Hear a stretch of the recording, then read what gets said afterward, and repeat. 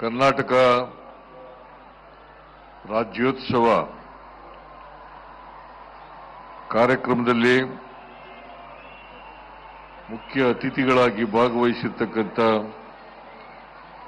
ರಾಜ್ಯದ ಉಪಮುಖ್ಯಮಂತ್ರಿಗಳಾದ ಡಿ.ಕೆ. ಶಿವಕುಮಾರ್ ಅವರೇ, ವಿಧಾನ ಪರಿಷತ್ತಿನ ಸಭಾಪತಿಗಳು, ಹಿರಿಯರು ಆದಂಥ ಬಸವರಾಜ್ ಹೊರಟ್ಟಿಯವರೇ, ಶಾಲಾ ಶಿಕ್ಷಣ ಇಲಾಖೆಯ ಸಚಿವರಾದಂಥ ಮಧು ಬಂಗಾರಪ್ಪ ಅವರೇ, ರಾಜಕೀಯ ಕಾರ್ಯದರ್ಶಿಗಳಾದಂಥ ನಸೀರ್ ಅಹಮದ್ ಅವರೇ, ಈ ಸಮಾರಂಭದ ಅಧ್ಯಕ್ಷತೆ ವಹಿಸಿರ್ತಕ್ಕಂಥ ಶಾಸಕರು ಆದಂಥ ರಿಜ್ವಾನ್ ಅರ್ಷದ್ ಅವರೇ, ವಿಧಾನ ಪರಿಷತ್ತಿನ ಸದಸ್ಯರಾದಂಥ ಶ್ರೀ ಗೋವಿಂದರಾಜು ಅವರೇ, ಶಾಸಕರಾದಂಥ ಗಣೇಶ್ ಹುಕ್ಕೇರಿಯವರೇ, ರಾಜ್ಯ ಪೊಲೀಸ್ ಮಹಾನಿರ್ದೇಶಕರು, ಆರಕ್ಷಕ ಮಹಾನಿರೀಕ್ಷಕರಾದಂಥ ಎಂ.ಎ. ಸಲೀಂ ಅವರೇ, ಮೇಲ್ಮನೆಯ ಸದಸ್ಯರುಗಳಾದಂಥ ಹನುಮಂತ್ ನಿರಾಣಿ ಅವರೇ, ಬಿ.ಜಿ. ಪಾಟೀಲ್ ಅವರೇ,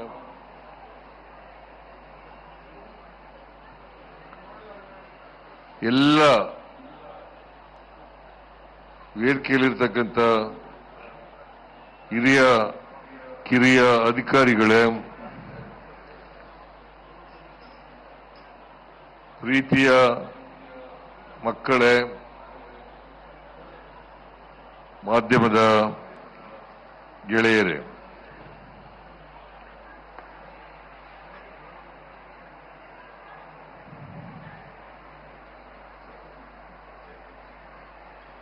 ಪ್ರೀತಿಯ ನಾಡ ಬಾಂಧವರಿಗೂ ಇಲ್ಲಿ ನೆರೆದಿರುವ ಪ್ರೀತಿಯ ಮಕ್ಕಳಿಗೂ 70ನೇ ಕನ್ನಡ ರಾಜ್ಯೋತ್ಸವದ ಹೃತ್ಪೂರ್ವಕ ಶುಭಾಶಯಗಳು. 1956ರಂದು ಏಕೀಕರಣಗೊಂಡ ನಮ್ಮ ಕರ್ನಾಟಕ ರಾಜ್ಯ ಉದಯವಾಗಿ ನವೆಂಬರ್ 1, 2025ಕ್ಕೆ 69 ವರ್ಷಗಳನ್ನು ಪೂರೈಸಿ 70ನೇ ವರ್ಷಕ್ಕೆ ಕಾಲಿಡುತ್ತಿದ್ದೇವೆ. ಈ ಸಂದರ್ಭದಲ್ಲಿ ಕರ್ನಾಟಕ ಏಕೀಕರಣಕ್ಕಾಗಿ ಹೋರಾಟ ನಡೆಸಿದ ಎಲ್ಲ ಮಹನೀಯರನ್ನು ಸ್ಮರಿಸಿಕೊಳ್ಳುವುದು ನಮ್ಮ ಆದ್ಯ ಕರ್ತವ್ಯ. ಏಕೀಕರಣ ಹೋರಾಟದಲ್ಲಿ ಹುತಾತ್ಮರಾದ ಮೈಸೂರಿನ ವಿದ್ಯಾರ್ಥಿ ರಾಮಸ್ವಾಮಿ, ಬಳ್ಳಾರಿಯ ರಂಜಾನ್ ಸಾಬ್ ಮುಂತಾದವರಿಗೆ ತಲೆಬಾಗಿ ನಮಿಸುತ್ತೇನೆ. ಏಕೀಕರಣ ಚಳವಳಿಯ ಬೀಜಗಳನ್ನು ಬಿತ್ತಿ ಅದನ್ನು ಮುನ್ನಡೆಸಿದ ಆಲೂರು ವೆಂಕಟರಾಯರು, ಅಂದಾನಪ್ಪ ದೊಡ್ಡಮೇಟಿ, ಗುದ್ಲೆಪ್ಪ ಹಳ್ಳಿಕೇರಿ, ಸಿದ್ದಪ್ಪ ಕಂಬಳಿ, ಆರ್.ಎಚ್. ದೇಶಪಾಂಡೆ, ಕೌಜಲಿಗೆ ಶ್ರೀನಿವಾಸರಾವ್, ಕೆಂಗಲ್ ಹನುಮಂತಯ್ಯ ಮುಂತಾದ ಮಹನೀಯರನ್ನು ಹೃದಯ ತುಂಬಿ ಸ್ಮರಿಸುತ್ತೇನೆ. ಇವರೆಲ್ಲರ ಹೋರಾಟದ ಫಲವೇ ಇಂದಿನ ಕರ್ನಾಟಕ. ಕನ್ನಡವೆಂದರೆ ಬರೀ ನುಡಿಯಲ್ಲ, ಇರಿದಿದೆ ಅದರ ಅರ್ಥ. ಜಲವೆಂದರೆ ಕೇವಲ ನೀರಲ್ಲ, ಅದು ಪಾವನ ತೀರ್ಥ. ಕನ್ನಡವೆಂದರೆ ಬರೀ ನಾಡಲ್ಲ, ಭೂಪಟ, ಗೆರೆ, ಚುಕ್ಕೆ. ಮರವೆಂದರೆ ಬರೀ ಕಟ್ಟಿಗೆಯೇ, ಶ್ರೀಗಂಧದ ಚಕ್ಕೆ ಎಂದಿದ್ದಾರೆ ನಿಸಾರ್ ಅಹಮದ್ ಅವರು. ಭಾಷೆಯು ನಮ್ಮ ಹೆಮ್ಮೆಯ ಪರಂಪರೆ ಮತ್ತು ಸಂಸ್ಕೃತಿಯ ಅಭಿವ್ಯಕ್ತಿ ರೂಪ. ಕನ್ನಡ ಭಾಷೆಗೆ ಹಲವು ಸಾವಿರ ವರ್ಷಗಳ ಇತಿಹಾಸವಿದೆ. ನಮ್ಮ ಮಹಾಕಾವ್ಯವಾದ ಮಹಾಭಾರತದಲ್ಲಿ ಕರ್ನಾಟಕದ ಬಗ್ಗೆ ಉಲ್ಲೇಖಗಳಿವೆ. ಪುರಾಣಗಳಲ್ಲಿ, ದಕ್ಷಿಣ ಭಾರತದ ಶಿಲ್ಪ ಕಾವ್ಯಗಳಲ್ಲಿ ಕನ್ನಡದ ಉಲ್ಲೇಖಗಳು ಕಂಡುಬಂದಿವೆ. ಕನ್ನಡ ನಾಡಿನ ಸಾಮ್ರಾಜ್ಯಗಳ ಪ್ರಭಾವ ಭಾರತದೆಲ್ಲೆಡೆ ಇತ್ತು. ಬಂಗಾಲದ ಸೇನ ರಾಜವಂಶರು ಹಾಗೂ ಇಂದಿನ ಬಿಹಾರದ ಮಿಥಿಲಿಯಾದವರು ತಮ್ಮನ್ನು ಕರ್ನಾಟಕ ವಂಶ, ಕರ್ನಾಟಕ ಕ್ಷತ್ರಿಯ ಎಂದು ಕರೆದುಕೊಳ್ಳುತ್ತಿದ್ದರು. ಗೋಕಾಕ್ ಚಳವಳಿಯು ಕನ್ನಡದ ಅಸ್ಮಿತೆಗಾಗಿ ನಡೆದ ಚಳವಳಿ. ಈ ಚಳವಳಿಯಲ್ಲಿ ಭಾಗವಹಿಸಿದ ನೋವುಂಡವರೆಲ್ಲರನ್ನೂ ನೆನಪಿಸಿಕೊಳ್ಳುತ್ತೇನೆ. ಪ್ರಾಚೀನ ಕಾಲದಿಂದಲೂ ಕನ್ನಡ ಭಾಷೆ, ಸಂಸ್ಕೃತಿ, ಜಾನಪದ, ಇಲ್ಲಿ ಜನ್ಮ ತಾಳಿದ ಸಾಮಾಜಿಕ ಚಳವಳಿಗಳು, ವಚನಕಾರರು, ದಾಸವರೇಣ್ಯರು, ಸೂಫಿ ಸಂತರು, ಗೂಢರು, ಅವಧಾತರು, ಜಾನಪದ ಕವಿಗಳು ನಮ್ಮ ನಾಡಿನ ಸಾಂಸ್ಕೃತಿಕ ಸಾಮಾಜಿಕ ಪರಂಪರೆಯನ್ನು ಶ್ರೀಮಂತಗೊಳಿಸಿದ್ದಾರೆ. ಮನುಷ್ಯ ಜಾತಿ ತಾನೊಂದೇ ಒಲಂ ಎಂದ ಆದಿಕವಿ ಪಂಪನಿಂದ ಹಿಡಿದು ಇಲ್ಲಿಯವರೆಗೂ ಭಾಷೆಯ ಸ್ಥಾನಮಾನ ದೊರಕಿದೆ. ಬಹುಭಾಷೆ, ಬಹುಧರ್ಮ, ಬಹುಸಂಸ್ಕೃತಿ ಹಾಗೂ ಬಹುಜನಾಂಗಗಳು ಒಟ್ಟುಗೂಡಿ ಬದುಕುವ ತತ್ವಗಳನ್ನು ನಮ್ಮ ಹಿರಿಯರು ಕಂಡುಕೊಂಡಿದ್ದು ಹಿಂದಿನಿಂದಲೂ ಎಲ್ಲರೂ ಒಟ್ಟಾಗಿ ಬಾಳಿ ಬದುಕಿ ನಾಡನ್ನು ಕಟ್ಟಿ ನಿಲ್ಲಿಸಿ ಸಮೃದ್ಧಗೊಳಿಸಿದ್ದಾರೆ. ಸರ್ವ ಜನಾಂಗದ ಶಾಂತಿಯ ತೋಟವನ್ನಾಗಿಸಲು ಪ್ರಯತ್ನಿಸಿದ್ದಾರೆ.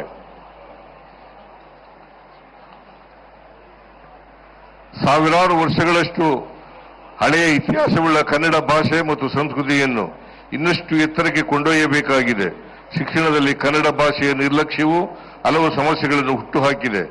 ಜಗತ್ತಿನ ಮುಂದುವರೆದ ಭಾಷೆಗಳಿಗೆ ಇಲ್ಲದ ಬಿಕ್ಕಟ್ಟು ಇಂದು ಕನ್ನಡದಂಥ ಭಾಷೆಗೆ ಬಂದಿದೆ. ಮುಂದುವರಿದ ದೇಶಗಳ ಮಕ್ಕಳು ತಮ್ಮ ತಾಯಿ ನುಡಿಗಳಲ್ಲಿಯೇ ಯೋಚಿಸುತ್ತಾರೆ, ಕಲಿಯುತ್ತಾರೆ ಮತ್ತು ಕನಸು ಕಾಣುತ್ತಾರೆ. ಆದರೆ ನಮ್ಮಲ್ಲಿ ಇದಕ್ಕೆ ತದ್ವಿರುದ್ಧವಾದ ಪರಿಸ್ಥಿತಿ ಇದೆ. ಇಂಗ್ಲಿಷು, ಹಿಂದಿಯಂಥ ಭಾಷೆಗಳು ನಮ್ಮ ಮಕ್ಕಳ ಪ್ರತಿಭೆಯನ್ನು ಭಾಷೆಯ ಕಾರಣಕ್ಕೆ ದುರ್ಬಲಗೊಳಿಸುತ್ತಿವೆ. ಹಾಗಾಗಿ ಮಾತೃಭಾಷೆಯಲ್ಲಿಯೇ ಶಿಕ್ಷಣ ನೀಡುವ ವ್ಯವಸ್ಥೆಯನ್ನು ಜಾರಿಗೆ ತರಲು ಸೂಕ್ತ ಕಾನೂನುಗಳನ್ನು ತರಬೇಕಾದ ಅಗತ್ಯವಿದೆ. ಈ ಕುರಿತು ಕೇಂದ್ರ ಸರ್ಕಾರವು ಗಮನ ಹರಿಸಬೇಕೆಂದು ಒತ್ತಾಯಿಸುತ್ತೇನೆ. ಒಂದು ನಾಡನ್ನು ಕಟ್ಟುವುದು ಸರಳವಾದ ಸಂಗತಿಯಲ್ಲ. ನಾಡೊಂದರ ಸಮಗ್ರ ಅಭಿವೃದ್ಧಿ ಎಂದರೆ ರಸ್ತೆ, ಸೇತುವೆ, ವಿದ್ಯುತ್, ರೈಲು, ವಿಮಾನ, ಸುಸಜ್ಜಿತ ಕಟ್ಟಡಗಳಷ್ಟೇ ಅಲ್ಲ. ಈ ನಾಡಿನ ಮಕ್ಕಳ ಮಾನಸಿಕ, ದೈಹಿಕ ಆರೋಗ್ಯ, ತಮ್ಮ ಜೊತೆಯಲ್ಲಿನ ಮಕ್ಕಳ ಭಾಷೆ, ಬದುಕು, ಧರ್ಮ, ಜಾತಿ ಹಾಗೂ ಇನ್ನಿತ್ಯಾದಿ ಭಿನ್ನತೆಗಳನ್ನು ಸಹನೆಯಿಂದ ನೋಡುವುದನ್ನು ಕಲಿಸುವುದೂ ಮುಖ್ಯ. ಇದರ ಜೊತೆಗೆ ಜಗತ್ತಿನ ಮುಖ್ಯ ದೇಶಗಳಲ್ಲಿ ನಡೆಯುತ್ತಿರುವ ವಿವಿಧ ರೀತಿಯ ಅನ್ವೇಷಣೆಗಳಿಗೆ ಸರಿಸಾಟಿಯಾಗಿ ನಿಲ್ಲುವಂತ ರೀತಿಯಲ್ಲಿ ಆಲೋಚನೆಗಳನ್ನು ಕಲಿಸುವ ವಾತಾವರಣವು ಬಹಳ ಮುಖ್ಯ. ಈ ವರ್ಷ ಕನ್ನಡಕ್ಕೆ ಬೂಕರ್ ಪ್ರಶಸ್ತಿಯನ್ನು ಶ್ರೀಮತಿ ಬಾನು ಮುಸ್ತಾಕ್ ಮತ್ತು ದೀಪಾ ಬಾಸ್ತಿಯವರು ತಂದುಕೊಡುವ ಮೂಲಕ ನಮ್ಮ ಭಾಷೆಯ ಶಕ್ತಿಯನ್ನು ವಿಶ್ವ ವೇದಿಕೆಗೆ ಕೊಂಡೊಯ್ದಿದ್ದಾರೆ. ಅವರನ್ನೂ ಈ ಸಂದರ್ಭದಲ್ಲಿ ಹೃದಯಪೂರ್ವಕವಾಗಿ ಅಭಿನಂದಿಸುತ್ತೇನೆ. ಒಕ್ಕೂಟ ಸರ್ಕಾರವು ಕಳೆದ ಕೆಲವು ವರ್ಷಗಳಿಂದ ಮಲತಾಯಿ ಧೋರಣೆಯನ್ನು ತೋರುತ್ತಿದೆ. 4.5 ಲಕ್ಷ ಕೋಟಿ ರುಗಳಿಗಿಂತ ಹೆಚ್ಚಿನ ತೆರಿಗೆಯ ಸಂಪತ್ತನ್ನು ಕರ್ನಾಟಕವು ನೀಡುತ್ತಿದೆ. ಆದರೆ ನಮಗೆ ಬಿಡಿಗಾಸು ಕೊಟ್ಟು ಪ್ರತಿ ವರ್ಷ ಸಾವಿರಾರು ಕೋಟಿ ರೂಪಾಯಿಗಳನ್ನು ವಂಚಿಸುತ್ತಿದೆ. ಹಿಂದಿ ಭಾಷೆಯನ್ನು ಏರಿಕೆ ಮಾಡಲು ನಿರಂತರ ಹುನ್ನಾರ ನಡೆಯುತ್ತಿದೆ. ಹಿಂದಿ, ಸಂಸ್ಕೃತ ಭಾಷೆಗಳ ಅಭಿವೃದ್ಧಿಗೆ ಮಾತ್ರ ಅನುದಾನಗಳನ್ನು ನೀಡಲಾಗುತ್ತಿದೆ. ಕನ್ನಡವೂ ಸೇರಿದಂತೆ ಉಳಿದ ದೇಶ ಭಾಷೆಗಳನ್ನು ನಿರ್ಲಕ್ಷಿಸಲಾಗುತ್ತಿದೆ. ರಾಜ್ಯದ ಅಭಿವೃದ್ಧಿಗೆ ಪೂರಕವಾಗಬೇಕಾಗಿದ್ದ ಯೋಜನೆಗಳನ್ನು ಕರ್ನಾಟಕಕ್ಕೆ ಕೊಡದೆ ವಂಚಿಸಲಾಗುತ್ತಿದೆ. ಕನ್ನಡ ಭಾಷೆಗೆ ಶಾಸ್ತ್ರೀಯ ಸ್ಥಾನಮಾನ ನೀಡಲಾಗಿದ್ದರೂ ನೀಡಬೇಕಾದ ಅನುದಾನವನ್ನು ಕೊಡದೆ ಅನ್ಯಾಯ ಮಾಡಲಾಗುತ್ತಿದೆ. ಕರ್ನಾಟಕ ವಿರೋಧಿಯಾದ ಎಲ್ಲವನ್ನೂ ವಿರೋಧಿಸಲೇಬೇಕಾಗಿದೆ. ನಾಡಿನ ಇತಿಹಾಸ, ಪರಂಪರೆಗಳ ನೆನಪುಗಳ ಹೊಸ ತಲೆಮಾರುಗಳಲ್ಲಿ ಮೂಡಿಸಿ ಅವರಲ್ಲಿ ಅಭಿಮಾನ ಮೂಡಿಸೋಣ. ನಮಗಿರುವ ಸವಾಲುಗಳನ್ನೇ ಅವಕಾಶವನ್ನಾಗಿ ಮಾರ್ಪಡಿಸುವ ಶಕ್ತಿ ನಮ್ಮ ಯುವ ತಲೆಮಾರಿಗಿದೆ. ಯುವ ತಲೆಮಾರು ಎದ್ದು ನಿಂತು ಕನ್ನಡ ಮತ್ತು ಕರ್ನಾಟಕವನ್ನು ಜಗತ್ತಿನ ಮುಂದುವರಿದ ಸಮಾಜಗಳ ಮಟ್ಟಕ್ಕೆ ನಿಲ್ಲಿಸಬೇಕಾಗಿದೆ. ನಮ್ಮ ಸರ್ಕಾರ ಕನ್ನಡ ಮತ್ತು ಸಂಸ್ಕೃತಿಯನ್ನು ಜನರಲ್ಲಿ ಭಾಷಾ ಪ್ರೀತಿಯನ್ನು ಇಮ್ಮಡಿಗೊಳಿಸುವ ಕೆಲಸ ಮಾಡುತ್ತಲೇ ಇದೆ. ಸರ್ಕಾರದ ವತಿಯಿಂದ ಭುವನೇಶ್ವರಿಯ ಪ್ರತಿಮೆಯನ್ನು ಬೆಂಗಳೂರಿನ ವಿಧಾನಸೌಧದ ಆವರಣದಲ್ಲಿ ಸ್ಥಾಪಿಸಲಾಗಿದೆ. ಕರ್ನಾಟಕ ಸಂಭ್ರಮ 50 ಅಭಿಯಾನದ ಅಂಗವಾಗಿ ಹೆಸರಾಯಿತು ಕರ್ನಾಟಕ, ಉಸಿರಾಗಲಿ ಕನ್ನಡ ಶೀರ್ಷಿಕೆಯಡಿ ರಾಜ್ಯಾದ್ಯಂತ ಹಲವಾರು ಕನ್ನಡ ಪರ ಕಾರ್ಯಕ್ರಮಗಳನ್ನು ನಡೆಸಲಾಗುತ್ತಿದೆ. ಕರ್ನಾಟಕದಲ್ಲಿರುವ ವಾಣಿಜ್ಯ ಮಳಿಗೆಗಳ ನಾಮಫಲಕಗಳನ್ನು 60% ಕನ್ನಡವನ್ನು ಕಡ್ಡಾಯಗೊಳಿಸಲಾಗಿದೆ.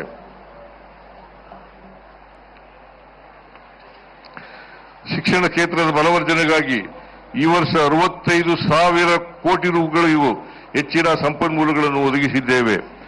ನಮ್ಮ ವಸತಿ ಶಾಲೆಗಳು, ವಸತಿ ನಿಲಯಗಳಲ್ಲಿ 8.36 ಲಕ್ಷಕ್ಕೂ ಹೆಚ್ಚಿನ ಮಕ್ಕಳು ಅತ್ಯುತ್ತಮ ಗುಣಮಟ್ಟದ ಶಿಕ್ಷಣ ಪಡೆಯುತ್ತಿದ್ದಾರೆ.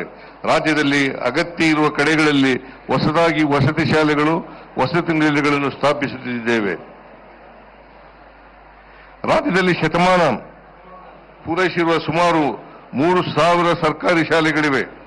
ರಾಜ್ಯದಲ್ಲಿ ಶಾಲಾ ಶಿಕ್ಷಣ ಕ್ಷೇತ್ರವನ್ನು ಬಲಪಡಿಸುವ ಸಲುವಾಗಿ ರಾಜ್ಯಾದ್ಯಂತ 2,500 ಕೋಟಿ ರು ವೆಚ್ಚದಲ್ಲಿ 800 ಸರ್ಕಾರಿ ಶಾಲೆಗಳನ್ನು ಕರ್ನಾಟಕ ಪಬ್ಲಿಕ್ ಶಾಲೆಗಳನ್ನಾಗಿ ಪರಿವರ್ತಿಸಿ ಪ್ರತಿ ಶಾಲೆಯನ್ನು 4 ಕೋಟಿ ರುಗಳ ಅಂದಾಜು ವೆಚ್ಚದಲ್ಲಿ ಅಗತ್ಯ ಮೂಲಸೌಕರ್ಯಗಳೊಂದಿಗೆ ಅಭಿವೃದ್ಧಿಪಡಿಸಲಾಗುವುದು.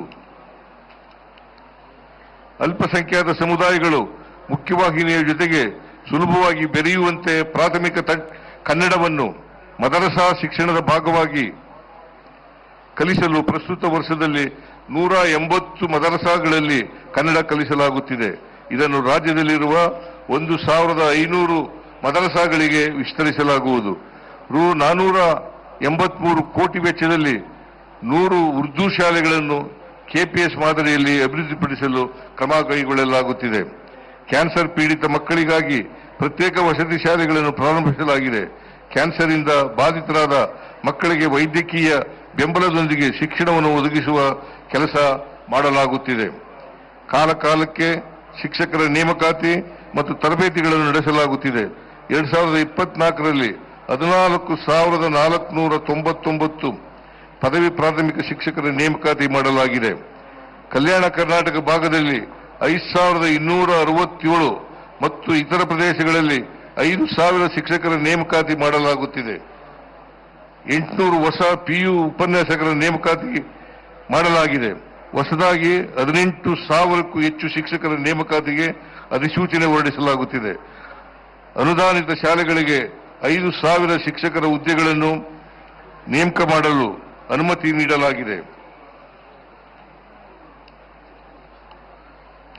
ಇತ್ತೀಚೆಗೆ ತಾನೇ ಪ್ರೊಫೆಸರ್ ಸುಖದೇವ್ ಹೋರಟ್ ಅವರ ಅಧ್ಯಕ್ಷತೆಯಲ್ಲಿ ರಚನೆಯಾಗಿದ್ದ ರಾಜ್ಯ ಶಿಕ್ಷಣ ನೀತಿ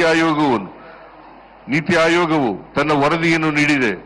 ರಾಜ್ಯದ್ದೇ ಆದ ಶಿಕ್ಷಣ ನೀತಿ ರಚನೆಯಾಗಿರುವುದು ಇದೇ ಮೊದಲು.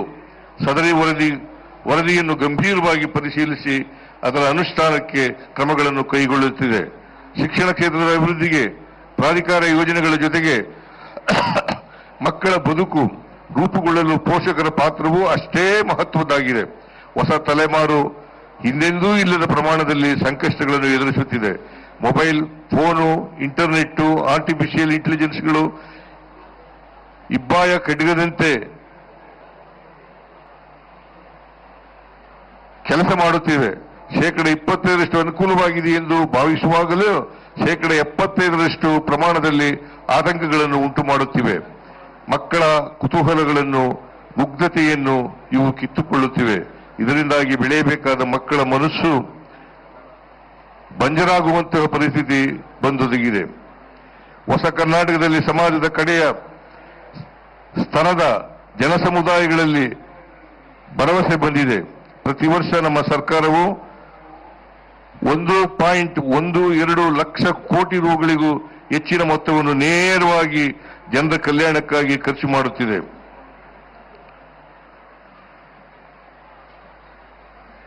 ರಾಜ್ಯದಲ್ಲಿ ಯೋಜನೆಗಳು ಪ್ರಾರಂಭವಾಗಿನಿಂದ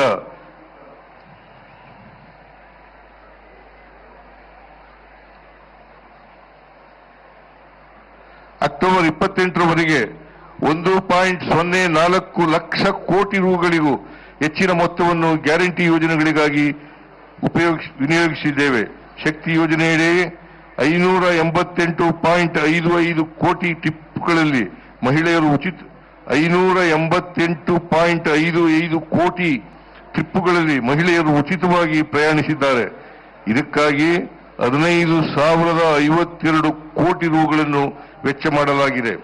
ಗೃಹ ಜ್ಯೋತಿ ಯೋಜನೆಯಡಿ 1.63 ಕೋಟಿ ಗ್ರಾಹಕರು ಉಚಿತ ವಿದ್ಯುತ್ ಸೌಲಭ್ಯ ಪಡೆಯುತ್ತಿದ್ದು ಇದಕ್ಕಾಗಿ 23,515 ಕೋಟಿ ರು ವಿನಿಯೋಗಿಸಲಾಗಿದೆ. ಗೃಹಲಕ್ಷ್ಮಿ ಯೋಜನೆಯಡಿ 1.24 ಕೋಟಿ ಕುಟುಂಬಗಳ ಯಜಮಾನಿ ಮಹಿಳೆಯರಿಗೆ ತಲಾ 2,000 ರೂಪಾಯಿಗಳಂತೆ ಒಟ್ಟು 52,386 ಕೋಟಿ ರುಗಳನ್ನು ವಿತರಿಸಲಾಗಿದೆ. ಅನ್ನಭಾಗ್ಯ ಯೋಜನೆಯಡಿ ಒಟ್ಟು 16,240 ಕೋಟಿ ರುಗಳಿಗೂ ಹೆಚ್ಚಿನ ಮೊತ್ತವನ್ನು ವಿನಿಯೋಗಿಸಲಾಗಿದೆ. ಯುವ ನಿಧಿ ಯೋಜನೆಯಡಿ 2.77 ಲಕ್ಷ ನಿರುದ್ಯೋಗಿ ಯುವಕ ಯುವತಿಯರಿಗೆ ಒಟ್ಟು 750 ಕೋಟಿ ರುಗಳನ್ನು ನೀಡಲಾಗಿದೆ. ಬಹಳ ವರ್ಷಗಳ ನಂತರ ಫಾರಿನ್ ಡೈರೆಕ್ಟ್ ಇನ್ವೆಸ್ಟ್ಮೆಂಟ್ ನಲ್ಲಿ 24-25ರಲ್ಲಿ ಕರ್ನಾಟಕವು ಮಹಾರಾಷ್ಟ್ರವನ್ನು ಹಿಂದೆ ಹಾಕಿ ಮೊದಲ ಸ್ಥಾನಕ್ಕೆ ಏರಿದೆ ಎಂದು ಕೇಂದ್ರ ಸರ್ಕಾರವು ಬಿಡುಗಡೆಗೊಳಿಸಿರುವ ಅಂಕಿಅಂಶಗಳು ಹೇಳುತ್ತಿವೆ. 50,107 ಕೋಟಿ ರುಗಳಿಗೆ ಹೆಚ್ಚಿನ ವಿದೇಶಿ ನೇರ ಹೂಡಿಕೆಯ ರಾಜ್ಯದಲ್ಲಿ ಆಗಿದೆ. ಇಡೀ ದೇಶದ ಹೂಡಿಕೆಯಲ್ಲಿ ಕರ್ನಾಟಕ ಮತ್ತು ಮಹಾರಾಷ್ಟ್ರದ ಪಾಲು 51ರಷ್ಟಿದೆ. ಅದರಲ್ಲಿ ಕರ್ನಾಟಕ ಮೊದಲನೇ ಸ್ಥಾನದಲ್ಲಿದೆ. ಈ ಮೂಲಕ ಅತಿ ಹೆಚ್ಚು ತಲಾದಾಯ ಹೊಂದಿರುವ ರಾಜ್ಯವಾಗಿ ಹೊರಹೊಮ್ಮಿದೆ. ಅದರಲ್ಲಿ ಕೊಳ್ಳುವ ಸಾಮರ್ಥ್ಯವನ್ನು ಹೆಚ್ಚಿಸಿ ಅವರಿಗೆ ಆರ್ಥಿಕ ಸಾಮಾಜಿಕ ಶಕ್ತಿಯನ್ನು ತುಂಬುವ ಮೂಲಕ ಅಭಿವೃದ್ಧಿ ಸಾಧ್ಯ ಎಂಬುದನ್ನು ನಾವು ಸಾಧಿಸಿ ತೋರಿಸಿದ್ದೇವೆ. ರಾಜ್ಯದ ಹೈನುಗಾರಿಕೆಯನ್ನು ಪ್ರೋತ್ಸಾಹಿಸುವ ನಿಟ್ಟಿನಲ್ಲಿ ಕೆಎಂಎಫ್ನಿಂದ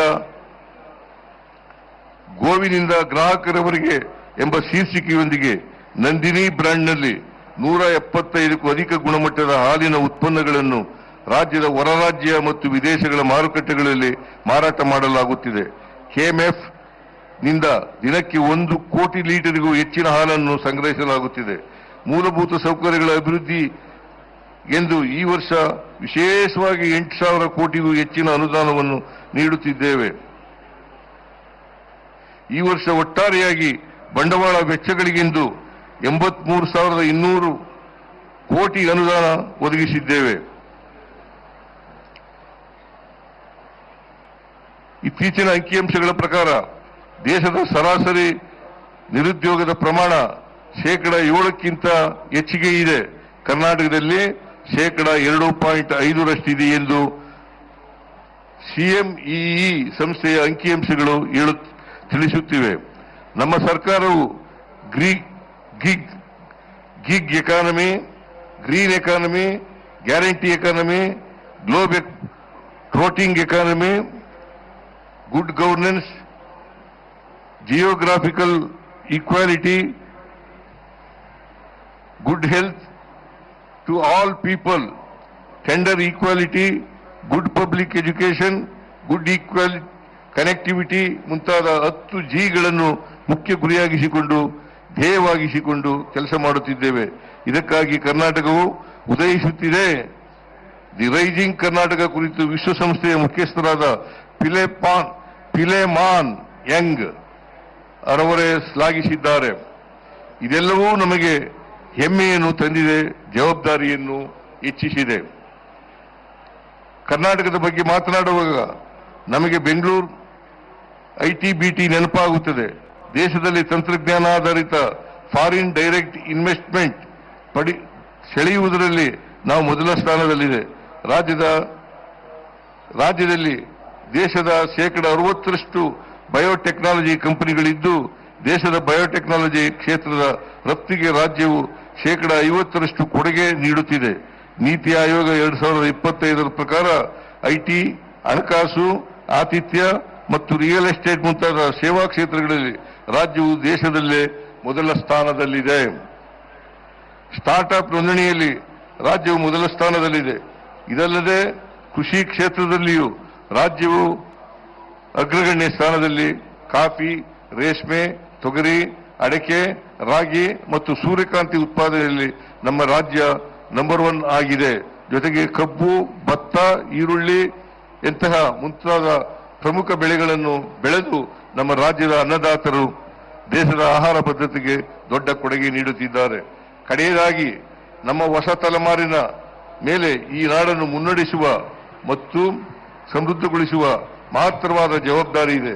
ನಮ್ಮ ಹಿರಿಯರು ಬಹಳ ತ್ಯಾಗ ಮಾಡಿ ಈ ನಾಡನ್ನು ಕಟ್ಟಿದ್ದಾರೆ. ನಮ್ಮ ಗುರಿ ಅತ್ಯಂತ ಉದಾತ್ತವಾದ ವೈಜ್ಞಾನಿಕವಾದ ವೈಚಾರಿಕ ಮನೋಭಾವದ ಮಾನವೀಯತೆಯ ನಾಡನ್ನು ಕಟ್ಟುವುದು. ಯುರೋಪಿನ ಸ್ಕ್ಯಾಂಡಿನೇವಿಯನ್ ದೇಶದ ಈ ವಿಚಾರದಲ್ಲಿ ಬಹಳಷ್ಟು ಸಾಧಿಸಿವೆ.